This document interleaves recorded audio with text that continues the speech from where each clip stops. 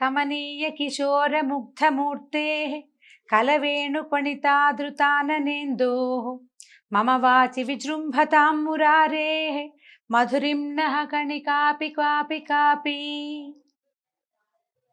సూర్యుడు తులారాశిలో ఉన్ననాళ్ళు మనం కార్తీక మాసం చక్కగా జరుపుకున్నాం.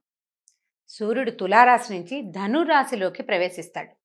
ఈ ధనురాశిలోకి ప్రవేశించడాన్నే ధను సంక్రమణం అని, ధనుర్మాసం అని, మార్గళి అని రకరకాల పేర్లతోటి చెప్పుకుంటాం. ఈ తులారాశిలో ఉన్ననాళ్ళు అపురూపమైన రోజులు 30 రోజులు లేదా 29 రోజులు. ప్రతిరోజు పర్వదినమే, ప్రతిరోజు పూజే, ప్రతిరోజు ఏదో ఒకటి, రోజుకొకటి. పొద్దున సాయంత్రం స్నానం చేయటం, దీపం పెట్టుకోవటము, కార్తీక దామోదరుణ్ణి తలుచుకోవటము, శివ పూజ చేయటము, రుద్రాభిషేకాలు చేయటము, ఎన్ని రకాలో నదీ స్నానాలు, సముద్ర స్నానాలు, వాపి కూప తటాకాదులు అంతటా నిండి ఉన్న గంగానది స్నానం చేయటం, ఈ రకంగా గడిచిపోయింది. ఇక్కడి నుంచి ఈ ధను సంక్రమణం అఖండమైన విష్ణు పూజ, అఖండమైన విష్ణువారాధన, ఏమాత్రము ఒక్కరోజు కూడా తెంపు లేని విష్ణువారాధన. ఈ ధను సంక్రమణం గురించి ఎన్నో రకాల మాటలు, ఎన్నో రకాల కథలు, ఎన్ని కబుర్లో ఎంతసేపు చెప్పుకున్నా తనివి తీరని అతి గొప్ప వ్రతం. అయితే ఈ గొప్ప వ్రతం ఎవరు ఆచరించారు తొలుత అంటే, ధనుర్మాసాన్ని శ్రీ వైష్ణవోత్తమురాలైనటువంటి భాగవతోత్తమురాలైన 12 ఆళ్వార్లలో ఒకటైనటువంటి గోదాదేవి ఆచరించిన తిరుప్పావై వ్రతం. తిరుప్పావై అంటేనే తిరువ్రతం. ఈ తిరుప్పావైని 30 రోజులు రోజుకొక పాసురంతో, ఈ 30 రోజుల మాలలో అంటే పువ్వులు సుగంధభరితాలైన పుష్పాలతోటి గుచ్చిన మాలతోటి గోదాదేవి విష్ణువుకి చేసిన అర్చన, తర్వాత ఆమె స్వామిని చేరటం విశేషంగా చెప్పుకోదగిన విషయం. అయితే తిరుప్పావై చేయగలిగిన వాళ్ళు, ఆ రకమైన ద్రవిడ ప్రబంధాన్ని చదువుకోగలిగి విని ఆనందించగలిగిన వాళ్ళ పరిస్థితి ఒకటి. అది చదవలేని వాళ్ళు, వినలేని వాళ్ళు ఏం చేయాలి? గోదని తలుచుకుని ఆమె ఏ కృష్ణుణ్ణైతే అర్చించిందో ఆ కృష్ణగాథలని చెవులారా చెప్పుకుని విని ఆనందించాలి. అయితే గోదాదేవి ఈమె ఎలాంటి మహాభక్తి పరురాలంటే, సాహితీ సమరాంగణ సార్వభౌముడు అని చెప్పుకునే శ్రీకృష్ణ దేవరాయల చేత, ఆయన చేత ఆముక్తమాల్యద గ్రంథం రాయటానికి అవకాశం ఇచ్చిన తల్లి. శ్రీకృష్ణదేవరాయల వారు శ్రీకాకుళంలో నిద్ర చేశారట ఒకసారి. నిద్ర చేస్తే, అది కూడా ఆంధ్ర మహావిష్ణువు దేవాలయం వద్ద నిద్ర చేస్తే ఆయనకి కలలో తెలిసిందట, ఇది వరకు తను విడిచిన మాల ఇచ్చిన ఒక చిన్నది ఉంది శ్రీరంగం దగ్గరలో, ఆమెను గురించిన గ్రంథం రాయి తెలుగులో రాయమని స్వామివారు స్వయంగా ఆజ్ఞించారని, ఆ తర్వాతే ఆయన ఆముక్తమాల్యద గ్రంథం రాశారని అంటారు. ఆముక్తమాల్యద అంటే విడిచి ఇచ్చిన మాల కలది, తను ధరించి ఆ మాలని భగవంతునికి సమర్పించినటువంటి మహాతల్లి గోదాదేవి. ఆమె గురించి చెప్పుకోవటం, ఆమె గురించి ఆమె చేసిన పూజ, ఆమె ఏ రకంగా అయితే భగవంతుని చేరడానికి ప్రయత్నం చేసిందో అదే రకమైన ప్రయత్నాన్ని చేయగలగటం మన అదృష్టం, మనకి భగవంతుడు ఇచ్చిన అవకాశం. సోషల్ మీడియా వల్ల చాలా రకాల మంచి అవకాశాలు దొరుకుతాయండి. చిన్న చిన్న ఇబ్బందులున్నా ఈ సదవకాశాన్ని తప్పకుండా అందరూ వినియోగించుకోవాలి. అయితే తిరుమల తిరుపతి దేవస్థానం కలియుగ వైకుంఠంగా చెప్పబడుతుంది. అక్కడ కూడా ఈ నెల రోజుల పాటు ఈ తిరుప్పావైనే మన సుప్రభాతానికి మారుగా తిరుప్పావయ్యే చదువుతారు. ఈ నెల రోజులు తెల్లవారుజామునే స్వామికి సుప్రభాత సేవ చేస్తారు కదా, లేక ఈ సుప్రభాతం బదులు తిరుప్పావైనే చదువుతారట. అక్కడి నుంచి అమ్మవారు ధరించిన మాలని శ్రీరంగం నుంచి తెచ్చి ఈ స్వామివారికి ధరింపజేస్తారట. ఈ రోజుల్లో ధనుర్మాసంలో అయ్యవారు ఊరేగేటప్పుడు తులసిమాల ధరించి చిలుకని చేతబట్టి ఊరేగుతారట మలయప్ప స్వామివారు కూడా. అంత విశేషమైన భక్తాగ్రగణ్యురాలు. ఆమెను గురించి తలుచుకుంటూ భాగవతాన్ని మొదలు పెడదాం. అయితే ఈ భాగవతం ఏంటంటే పూర్తిగా కృష్ణగాథలే చెప్పుకోవాలి మనం. భాగవతం అంటే భగవత్ సంబంధమైంది కదా. అందులో 10వ స్కంధం కృష్ణ జననం. శ్రీకృష్ణుడు ఎక్కడ పుట్టాడు, ఎలా పుట్టాడు, ఎలా పెరిగాడు, ఏ బాల్య క్రీడలతోటి తన చుట్టూతా ఉన్న ప్రపంచాన్ని మోహింపజేశాడు, ఆ కథల్ని రోజుకొకటిగా చెప్పుకుందాం. ఇలాంటి దివ్య క్షణాలలో, ఇలాంటి ప్రత్యేకమైన రోజులలో భాగవతం వినగలగటం అద్భుతమైన అవకాశం. అందరూ ఈ అవకాశాన్ని తీసుకుని ఈ భాగవత రసామృతాన్ని చెవులారా ఆస్వాదిస్తారని అనుకుంటున్నాను. అయితే నేను మొట్టమొదటి చదివిన శ్లోకం శ్రీకృష్ణుడి యొక్క అమృతమయమైన వాక్కులలో, అమృతమయమైన దృక్కులలో, అమృతమయమైన ఆయన యొక్క వేణుగాన అమృతంలో ఒక్క చుక్కైన ఆ తీపి నా మాటల్లోకి వచ్చి చేరాలని కోరుకుంటున్నాను. ఇది లీలాశుకులు రచించిన శ్రీ కృష్ణలీలా తరంగిణిలోని శ్లోకం. వీలు వెంబడి రోజు ఒక ప్రార్థనా శ్లోకం కృష్ణలీలా తరంగిణి నుంచే తీసుకుందాం. సరే చూద్దాం. అయితే ఈ భాగవతాన్ని ఎవరెవరికి చెప్పారంటే వ్యాసులు వారు రచించారు. వారి కుమారుడైనటువంటి శుకుడు పరీక్షిత్ మహారాజుకి ఆయన యొక్క మరణాసన్న క్షణాలలో ఆయనకి శాపం తగిలింది. ఆ శాపం మళ్లించటానికి ఏ అవకాశం ఉందా ప్రయత్నం చేసి చూద్దాం అనుకున్నారు. ఆయన ఒక చోటని రక్షణగా ఆయనని ఉంచి భాగవతం వినడం ఆ ప్రక్రియని మొదలుపెట్టారు. ఈ భాగవతాన్ని శుకులే ఈయనకి తెలియజేశారు పరీక్షిత్తుకి. ఆ సమయంలో పరీక్షిత్ మహారాజు యదువంశం గురించి, శ్రీకృష్ణ జన్మ గురించి ఆయన ప్రశ్నిస్తే ఆయన ప్రశ్నకి అనుగుణంగా శుకుల వారు ఈ సమాధానాన్ని చెప్తూ ఇట్లా కథ మొదలవుతుంది. శ్రీమద్ భాగవతమే డైరెక్ట్గా అందులో నుంచే చదువుకుందామండి. వేరే కొత్తదేది తీసుకురాకుండా వ్యాసుల వారిని అనుసరించే భాగవత కథలోకి వెళ్దాం మనం. అయితే ఈ శుకుడు యదువంశాల గురించి చెప్పారు. ఆహుకుడు అనే యాదవరాజుకి దేవకుడు, ఉగ్రసేనుడు అని 2 కుమారులు ఉన్నారట. అయితే దేవకుడికి 4 కుమారులు, 7 కుమార్తెలు ఉన్నారు. వాళ్లలో చిట్ట చివరిది దేవకీదేవి. అయితే ఉగ్రసేనుడికి కంసుడు, న్యగ్రోధుడు, కంకుడు మొదలైన 9 మంది కొడుకులను, 5 కుమార్తెలు ఉన్నారు. అదే కాలంలో శూరుడు అనే రాజుగారికి మారిష అనే భార్య ఉండేది. ఆ వాళ్ళకి వసుదేవుడు మొదలైన 10 మంది కుమారులు కలిగారు. అయితే ఈ రాజుగారి కుమారుడైనటువంటి వసుదేవుడు పుట్టినప్పుడు భవిష్యత్తులో ఇతడు విష్ణువుకి తండ్రి కాబోతాడని ఆకాశం నుంచి తప్పెట్లు, భేరీలు, దుందుభులు వాటంతట అవే మోగినాయట. ఆనక దుందుభి అని పేరు పెట్టేవారట. అందరూ ఆయన అట్లా పిలిచేవారు. ఆ పిల్లవాడు జన్మించంగానే ఈయన విష్ణువుకి తండ్రి కాబోతున్నాడు అని ముందుగానే తెలిసిందట. ఈయన మహానుభావుడు, ఇలాంటి ధన్యాత్ముడని ముందు ఆయన పుట్టినప్పుడే తెలిసింది. ఈ ఆనక దుందుభిగా పేరు పొందినటువంటి వసుదేవుడికి మన దేవకీదేవినిచ్చి వివాహం చేశారు. వసుదేవుడు కాకుండా ఆయనకి ఇంకా 10 మంది, మొత్తం 9 మంది మగపిల్లలు ఉన్నారు. వాళ్ళకి 5 అమ్మాయిలు కూడా ఉన్నారు. వీళ్ళెవరట? పృథ, శృతదేవ, శృతకీర్తి, శృతశ్రవ, రాజాధిదేవి అనేవాళ్ళు. అయితే వీళ్లలో పృథ అనే అమ్మాయిని ఈయన సూర్యుడి యొక్క స్నేహితుడైన కుంతిభోజుడికి పెంపకానికి ఇచ్చారు. కుంతిభోజుడి చేత పెంచబడింది కాబట్టి ఆమె కుంతి అయిందట. ఆమె పాండవుల తల్లి, శ్రీకృష్ణుడికి స్వయాన మేనత్త. అక్కడి నుంచి సూర్యుని యొక్క మరో కుమార్తె శృతదేవ, ఆమెని కరుష దేశాధిపతికి ఇచ్చారు. వీళ్లకు ఒక కుమారుడు కలిగాడు. అతను ఎవరంటే ఈ సనక సనందనాదుల శాపానికి గురైనటువంటి విష్ణు పార్షదులైన జయ విజయుల్లో ఒకడైన విజయుడు ముందు జన్మలో హిరణ్యాక్షుడిగా పుట్టి ఈ జన్మలో దంతవక్త్రుడుగా జన్మించాడట. తర్వాత సూర్యుని మరో కుమార్తె శృతశ్రవని చేది అయిన రాజుగారికి ఇచ్చారు, చేది దేశాధిపతికి ఇచ్చారు. వాళ్ల కుమారుడే చైద్యుడని, శిశుపాలుడని చెప్పబడతాడు.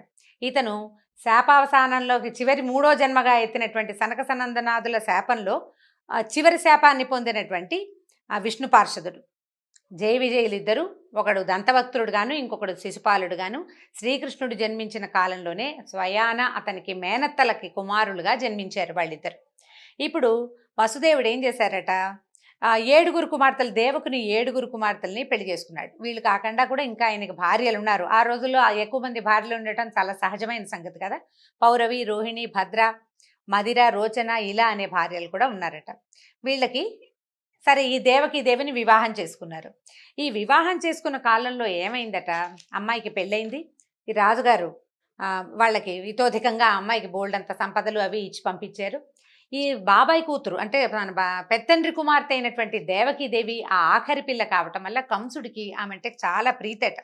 చిన్నప్పటి నుంచి చాలా ఇష్టం అనమాట. ఈ చాలా ఇష్టమైతే ఏమైంది, ఆయన ఏం చేశాడు? స్వయంగా ఆ అమ్మాయి వివాహం అయినప్పుడు నేను ఈ పిల్లని నేనే అత్తారింటికి సాగనంపుతానని తీసుకుని బయలుదేరాడట. అయితే ఈ బయలుదేరిన దానికి ముందు ఏం చెప్తున్నారంటే, ఈ కృష్ణావతారం ఎందుకు వచ్చింది, ఎందుకు కృష్ణుడు భూమి మీద జన్మించాడు అని పరీక్షిత్ మహారాజు అడిగితే సుఖమహర్షి ఇలా చెప్తున్నారు. అనేక మంది రాక్షసులు భూలోకంలో రాజులుగా పుట్టారు, పాపాత్ములై ప్రవర్తించారు. వాళ్ళ దుశ్చర్యలని ఎవ్వరూ అడ్డుకోలేకపోయేవాళ్ళు. అయితే భూమి ఈ భారం నేను మొయ్యలేకపోతున్నానని బ్రహ్మదేవుడి దగ్గరికి వెళ్ళి మొరపెట్టుకుందట. భూదేవికి తల్లికి పిల్లల భారమా? భూమికి ఎవరూ భారం కాదు, కానీ వాళ్ళు పాపాత్ములయ్యి ప్రజలను పాలించి పోషించవలసిన వాళ్ళు పీడించే వాళ్ళుగా తయారయ్యి భూమికి బలాన్ని ఇచ్చే యజ్ఞయాగాదుల్ని వాటిని ఆపేస్తూ ఉంటే, దాన ధర్మాదుల్ని ఆపేస్తే అదంతా ఆమెకి భారమైపోతుంది. ఈ పాపాత్ముల భారం నేను మొయ్యలేకపోతున్నాను, నాకు ఏదైనా సహాయం చేయమని బ్రహ్మదేవుడి దగ్గరికి వెళ్ళి మొరపెట్టుకుందట. సరే, ఆమెను వెంట పెట్టుకుని దేవతలను కూడా వెంట పెట్టుకుని క్షీరసాగరంలోకి వెళ్ళాడట బ్రహ్మదేవుడు. విష్ణువుని ప్రార్థించాడు. ఏదైనా ఒక మాట చెప్పు, భూమి చాలా దుఃఖపడుతోంది అని అడిగితే అప్పుడు ఆయన ఏం చెప్పాడంటే, బాగా ఆలోచించి, ఈ రాబోయే కాలంలో వసుదేవుడనే యాదవ రాజకుమారుడికి రాజకుమారుని యొక్క కొడుకుగా జన్మిస్తాను నేను. నాతో పాటు నాకు సహాయంగా ఆదిశేషువు కూడా అవతరించబోతాడు. పూజ్యురాలైన విష్ణుమాయ కూడా భూలోకంలో ఆవిర్భవిస్తుంది. తర్వాత ఏమో స్వామిని సేవించడానికి, అంటే నన్ను సేవించేందుకు దేవతా స్త్రీలంతా యాదవ కన్యలుగా జన్మించాలని విష్ణువు ఆజ్ఞించాడు బ్రహ్మదేవుడు. బ్రహ్మ ఈ విషయాన్ని భూదేవికి తర్వాత దేవతలందరికీ తెలియజేశాడు. భూమికి చెప్పాడు, నువ్వు బెంగపెట్టుకోవద్దమ్మా, నేను నీ కష్టం తీర్చడానికి విష్ణుమూర్తి స్వయంగా మానవ రాజకుమారుడిగా పుట్టబోతున్నాడు. ఆయనకు సహాయంగా నీ భూభారాన్ని వహించే 1000 పడగల ఆదిశేషువు కూడా అక్కడ పుడతాడు ఆయనతో పాటు. తర్వాత ప్రపంచం అంతటా ఆవరించి ఉండే విష్ణుమాయ అని చెప్పబడే యోగమాయాదేవి కూడా ఆయనతో పాటు జన్మిస్తుంది అని భూదేవికి ధైర్యం చెప్పాడు. దేవతలకి ఏం చెప్పాడంటే, దేవతా స్త్రీలందరూ స్వామిని సేవించేందుకు భూలోకంలో జన్మించవలసి వస్తుంది గోపికలుగా అని చెప్పాడు. ఆ తర్వాత ఇప్పుడు మనం ప్రస్తుత కథలోకి వద్దాం. ఇక్కడి నుంచి ఏం జరిగింది? దేవకీదేవి వివాహం అయింది. వివాహం అవ్వగానే ఈయన అమ్మాయిని అత్తవారింట్లో దింపడానికి ఆమెకి ఇచ్చినటువంటి కొన్ని వేల మంది సేవకులతోటి, వెండి బంగారాలతోటి, గోవులు, అశ్వాలు, ఏనుగులతోటి, అపరిమితమైన వాత్సల్యంతో ఈ కంసుడు బయలుదేరాడట. బయలుదేరి మంగళవాద్యాలు మిన్నంటుతూ పెద్ద ఘోషగా వినపడుతున్నాయి. ఆడపిల్లని పంపిస్తుంటే వినిపిస్తాయి కదా. ఆ వస్తూ ఉండగా ఏమైంది, ఆకాశంలోంచి ఒక శబ్దం వినపడిందట. ఓరి కంస, నీ సోదరిని అత్తవారింట్లో దింపడానికి అట్టహాసంగా బయలుదేరావు. నీకు తెలుసో తెలీదో ఈమె గర్భాన జన్మించే 8వ వాడు నిన్ను సంహరిస్తాడు. ఆ విషయం తెలియక నువ్వు అవివేకిగా ఇలా సంచరిస్తున్నావు అని వినపడింది. వినపడంగానే కంసుడు సహజంగానే చాలా ధూర్తుడు. ఆ ముందు వెనకలు ఆలోచించేవాడు కాదు. వెంటనే ఈ ఉదుటున రథాన్ని వదిలేశాడు. సారథ్యం చేస్తున్నవాడు కళ్ళాలు వదిలేశాడు. ఉవ్వెత్తున లేచి నిలబడ్డాడు. రథం నుంచి దూకాడు. చెల్లెల్ని జుట్టుపుచ్చుకుని కిందకి లాగేశాడు. ఈమె కొడుకు నా మరణానికి కారణమవుతాడు. తన మరణం అని వినంగానే వివేకం మర్చిపోయాడు. సావు భయం వ్యక్తులకు అట్లా ఉంటుంది. దాంతో ఈ జుట్టు పట్టుకుని లాగేశాడు. కత్తెత్తాడు అమ్మాయిని చంపేయడానికి. వసుదేవుడు అప్పుడే వివాహం అయింది. ఆయనకి కొంతమంది భార్యలు ఉన్నారు, కానీ ఆయన మహాబుద్ధిశాలి, మెత్తటివాడు. బలంతో కంసుడిని తను ఆపలేనని ఆయనకు తెలుసు. అందుకని ఏం చేశాడు, మనసు మార్చడానికి ప్రయత్నం చేశాడు. కంస, భోజవంశీల్లో చాలా గొప్పవాడివి, బలవంతుడివి, శ్రేష్ఠుడివి. నువ్వు కూడా మృత్యు అంటే భయపడతావా? పైగా ఏదో గాలి మాట, ఆకాశంలో వినపడిన మాటకి భయపడి చెల్లెలు, పైగా అమాయకురాలు, నీకు ఎంతో ప్రేమ, నీకు చెల్లెలంటే కూతురు లాంటిది, కొత్త పెళ్లి కూతురు, పసుబట్టలతోటి ఉంది, నువ్వు ఇట్లా జుట్టుపుచ్చుకుని లాగితే పిల్ల బెదిరిపోయి భయపడుతోంది. ఇలాంటి ఆమెను వధించచ్చా నువ్వు? పైగా మృత్యు ఎవరికి తప్పుతుంది? ఏ మానవుడికైనా మృత్యువు తప్పుతుందా?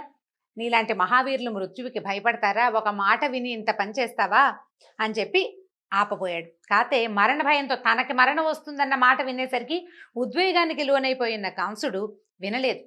ఎందుకంటే ఆపాటికే కంసుడు నరమాంస భక్షకులతో చేరిపోయి ఉన్నాడు. అతని స్నేహితులందరూ మాంసభక్షకులు. సత్ప్రవర్తన కలిగిన వాడు కాదు, క్రూరుడు.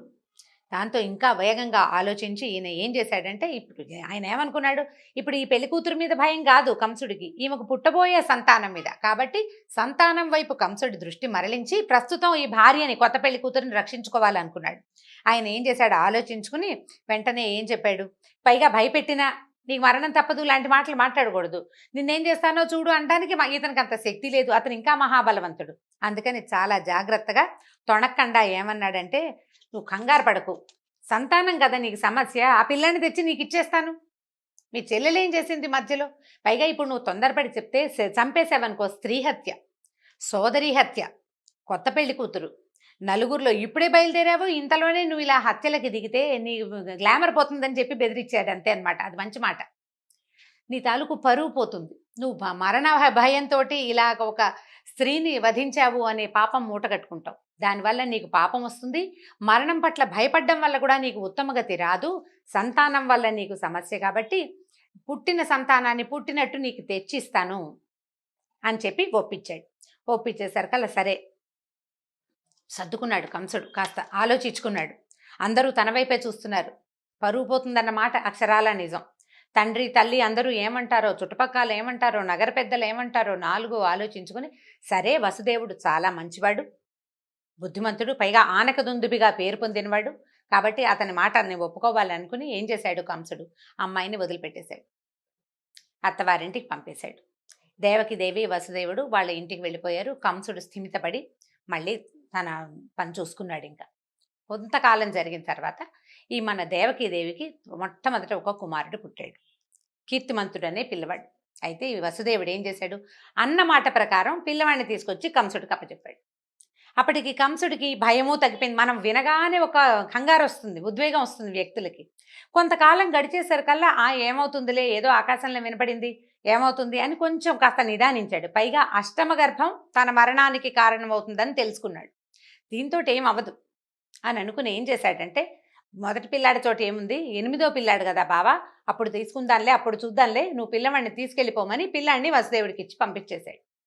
ఈ వెనక్కి వెళ్ళాడు కానీ వసుదేవుడు ఈయన్ని నమ్మల, కంసుడిని నమ్మలేదు. వీడి బుద్ధి ఏ క్షణాన్ని ఎటు తిరుగుతుందో తెలీదు. వాళ్ళ చంపేస్తానన్నవాడు ఇవాళ సర్దుకున్నాడు, ఇవాళ పంపేసిన వాడు రేపు మళ్ళీ రమ్మంటాడేమో తెలీదు అని ఆ భయంతో మెల్లిగా ఇల్లు చేరాడు వసుదేవుడు. ఇంతలో నారద మహర్షి కంసుడి దగ్గరకు వచ్చాడు. వచ్చి ఏం చెప్పాడంటే, 8వ పిల్లవాడు నీ మరణానికి కారణమవుతాడు, ముందు పుట్టిన 7గురిని గనక ఉంచితే వాళ్ళు 7గురు సహాయం చేయరాని వాడికి, కాబట్టి ఇది తెలివైన పని కాదని, అస్సలు శత్రుశేషం ఉంచకూడదని ఖచ్చితంగా చెప్పాడు. పైగా ఇంకా ఏం చెప్పాడంటే, నందుడు గోకులంలో ఉన్న వాళ్ళందరూ, నందుడు నీకు అక్కడ గోకులాలు ఉన్నాయా, వాట్లలో ఉన్న వాళ్ళు యాదవులు, వాళ్ళ స్త్రీలు అందరూ మానవ రూపంలో ఉన్న దేవతలు, రాక్షస సంహారం కోసం విష్ణువే దేవతల్ని ఈ రూపంలో పంపాడు. కిందటి జన్మలో నువ్వు కాలనేమి అనే ఒక రాక్షసుడివి, నిన్ను విష్ణువే వధించాడు. ఈ జన్మలో కూడా నీ వధ విష్ణువు వల్లే జరుగుతుంది. అక్కడ పుట్టబోయేవాడు సాక్షాత్ విష్ణువేనని నారదుడు గుప్పందించేశాడు కంసుడికి. దాంతో ఇక ఎంతమందినైనా చంపేసి తన ప్రాణాలు కాపాడుకోవాలనుకునే పాపాత్ముడు ఇతను కంసుడు. తనకి మరణం తప్పదు, మానవుడికి మరణం తప్పదు, ఎలాగూ పోతాం కదా అని అనుకోలే. వాళ్ళని చంపైనా ప్రస్తుతానికి మనం బతకాలని భావించాడు. దాంతో వెంటనే ఏం చేశాడు, ఆ చంటి పిల్లవాడిని మొట్టమొదటి ప్రథమ సంతానమైన కీర్తిమంతుడిని వధించాడు, చంటివాడిని. అక్కడి నుంచి వీళ్ళిద్దరిని చెరసాలలో బంధించాడు. తండ్రి ఈ పనికి ఒప్పుకోలేదని కేకలేశాడని, ఆయన తన్ని బంధించడానికి పూనుకున్నాడని ఉగ్రసేన మహారాజుని కూడా చెరసాలలో బంధించాడు. తండ్రి రాజ్యానికి తానే రాజై మధుర రాజ్యంగా, అది మధుర రాజధానిగా ఆ రాజ్యాన్ని పరిపాలించడం మొదలుపెట్టాడు.